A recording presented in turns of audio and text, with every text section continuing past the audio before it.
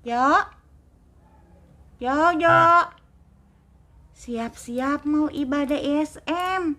Cepetan, ganti baju yang rapi. oh, sorry ya, Ci. Hari ini Jojo nggak ibadah SM dulu. Aku besok mau ujian. Ih, Jojo, ibadah dulu dong. Ibadah SM-nya kan sebentar. Ah, enggak. Enggak. Kamu belajar. Jojo, ibadah dulu. Enggak ya, enggak. Minggu depan aja. Minggu depan Jojo janji. Aku akan ibadah online double 2 kali. Udah, jangan ganggu Jojo. Lagi belajar nih. Ih, Jojo nyebelin. Sebel, bandel, dibilanginnya. Uh, Hmm. Ada apa nih pagi-pagi? Bukannya siap-siap pada mau ibadah SM. Tuh Jojo nggak mau ibadah SM. besok kan Jojo ujian. Besok juga aku ujian. Tapi bahan ujian Jojo banyak dan susah tahu. Apalagi Jojo nggak mau tuh dikalahin sama Didi. Jadi Jojo harus lebih baik nilainya dari Didi. Jo, bagus tekad kamu, Jo. Gak mau dikalahkan Didi. Lalu kamu mau belajar terus. Cuma keinginan kamu itu jadi berhala. Hah? Jadi berhala? Loh, kok bisa ih? Ya iya, karena kamu lebih mengutamakan keinginanmu dan mengalahkan persekutuan dengan Tuhan. Ayo ibadah dulu. Ii temenin yuk. Yuk. Ya udah. Selamat hari Minggu anak-anak. Pagi ini kita mau beribadah mendengarkan firman Tuhan. Mari kita berdoa. Tuhan Yesus yang baik, terima kasih untuk kasih dan penyertaan Tuhan selama dari hari lepas hari. Dan pagi hari ini kembali kami mau beribadah mendengarkan firman Tuhan. Berbicara Tuhan, kami anak-anak-Mu siap untuk mendengarkannya. Dalam nama Tuhan Yesus kami mengucap syukur. Amin. Yuk adik-adik, kita mau nyanyi Alkitab.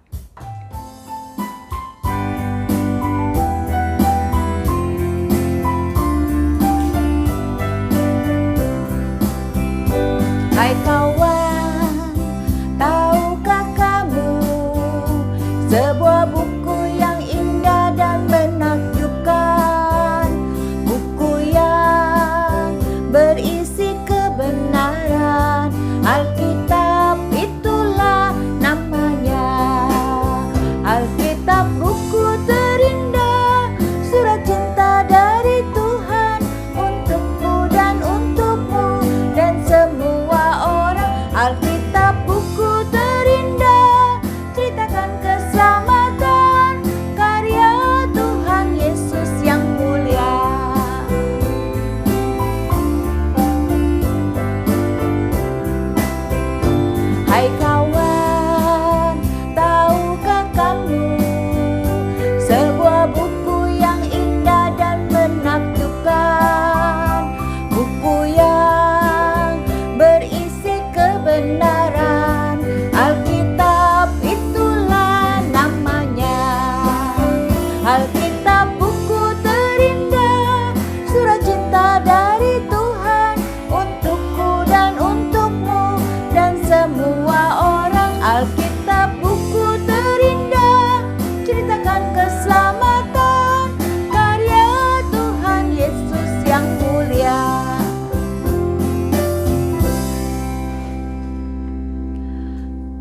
anak-anak, inilah evaluasinya untuk minggu ini.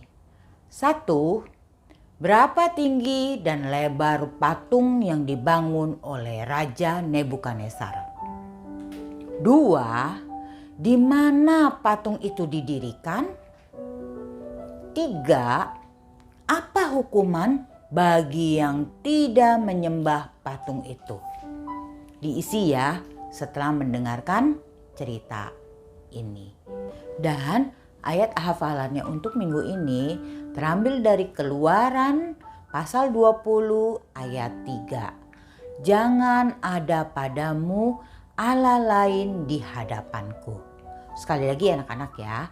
Keluaran pasal 20 ayat 3. Jangan ada padamu Allah lain di hadapanku. Nah anak-anak, ini cerita minggu kemarin bahwa Daniel menjelaskan mimpi Raja Nebukadnezar bahwa kepala patung itu terbuat dari emas dan itu melambangkan kerajaan raja yang Tuhan percayakan semua manusia dan binatang-binatang dan semua ciptaannya diserahkan kepada Raja Nebukadnezar. Itulah arti mimpinya. Mendengar penjelasan Daniel, maka sujudlah Raja Nebukadnezar serta menyembah Daniel dan mengatakan bahwa sesungguhnya Allahmu sangat berkuasa dan Daniel diberikan banyak hadiah yang besar dan menjadi penguasa atas seluruh wilayah Babel dan kepala semua orang bijak. Namun seluruh wilayah Babel Daniel berikan kepada teman-temannya, yaitu Sadrak, Mesak, dan Abednego. Dan dia tetap menjadi kepala semua orang bijak.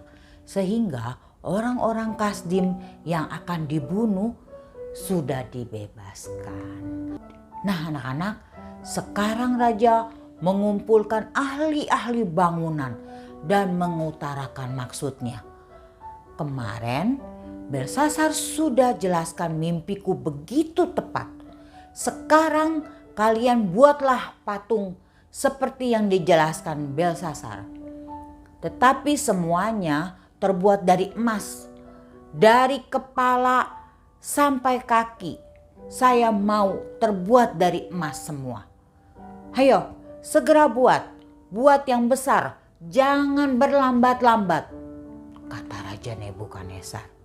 Nah anak-anak, inilah patung yang dibuat untuk Raja Nebukadnezar. Dan patung ini berada di dataran Dura. Wow, patungnya gede ya anak-anak ya, bagus lagi. Dan tingginya patung ini 60 hasta. Ya kira-kira 27 meter. Dan lebarnya 6 hasta. Kira-kira 2,7 meter. Dan semuanya sudah jelas terbuat dari emas. Dan dengar-dengar nih, untuk peresmian patung ini semua pejabat disuruh datang oleh raja. Wow, yang pasti ramai sekali ya anak-anak ya. Dan memang betul anak-anak, ketika tiba hari peresmian patung itu, semua pejabat datang dan mulailah diumumkannya. Berserulah seorang bentara dengan suara yang nyaring. Hai saudara-saudara, jika ada bunyi-bunyian sangkakala, seluring, kecapi, rebab, gambus, serdam dan masih banyak lagi bunyi-bunyi lainnya, maka haruslah kalian sujud menyembah patung yang telah didirikan oleh Raja Nebukadnezar ini. Dan barang siapa yang tidak sujud menyembah, maka akan dicampakkan, dimasukkan seketika itu juga ke dalam perapian yang menyala-nyala. Kalian paham semuanya ini? Nah anak-anak, kini tiba saatnya peresmian dimulai. Dibunyikannya alat-alat musik itu semua. Maka Sujudlah orang-orang dari segala bangsa dan segala bahasa menyembah patung emas yang didirikan oleh Raja Nebukadnezar. Tetapi anak-anak, ada 3 pejabat loh yang tidak menyembah dan mereka tetap berdiri. Lalu yang berdiri tegak itu ditegur sama orang-orang di sekitarnya, di sebelah-sebelahnya. Ayo, Sadrak, Mesak, Abednego, ayo cepatan berlutut. Dan yang satu lagi mengatakan, udah menyembah aja, ntar dihukum loh, masuk ke perapian. Tetapi anak-anak, Sadrak, Mesak, dan Abednego tetap berdiri tegak dan tidak mau menyembah. Nah anak-anak, perbuatan Sadrak, Mesak, dan Abednego dilaporkan oleh orang-orang Kasdim kepada raja. Tuanku raja, ada beberapa orang Yahudi yang tidak mau menyembah patung itu. Padahal kan sudah diumumkan harus menyembah setelah mendengar bunyi-bunyian. Dan bagi yang tidak mau menyembah maka akan dihukum. Lalu raja berkata kepada mereka, siapa orang-orang itu yang tidak mau menyembah patungku? Orang Kasdim menjawab, Raja, mereka itu adalah Sadrak, Mesak, dan Abednego yang Tuhan berikan kekuasaan untuk memerintah wilayah Babel. Mereka tidak menghargai raja. Mereka tidak mau menyembah dewa dan patung emas buatan raja. Nah anak-anak, bagaimana reaksi Raja Nebukadnezar mendengar laporan itu? Minggu depan kita lanjutkan ceritanya ya. Nah, Sadrak, Mesak, dan Abednego tidak menyembah patung buatan Raja Nebukadnezar. Karena mereka tahu anak-anak, peraturan itu melanggar firman Tuhan seperti yang kita hafalkan tadi. Ya, menyembah patung berarti melanggar firman Tuhan dan meninggalkan Tuhan. Kita memang tidak menyembah patung, tetapi misalnya kita main games atau uang atau tentang ranking dan sebagainya membuat kita tidak mengutamakan Tuhan. Berarti itu semua menjadi berhala di hadapan Tuhan. Tujo, Yai. firman Tuhan hari ini mengatakan kita supaya tidak mengutamakan yang lain selain Tuhan. Iya, makasih ya, sudah diingetin. Nah, gitu dong Jo. Ibadah dulu, ibadah nomor 1. Bukan ujian yang nomor 1. Oh, ya. Jojo sudah ibadah tahu. Bawel. Mari anak-anak kita berdoa. Bapa dalam surga, terima kasih untuk firman-Mu pada pagi hari ini.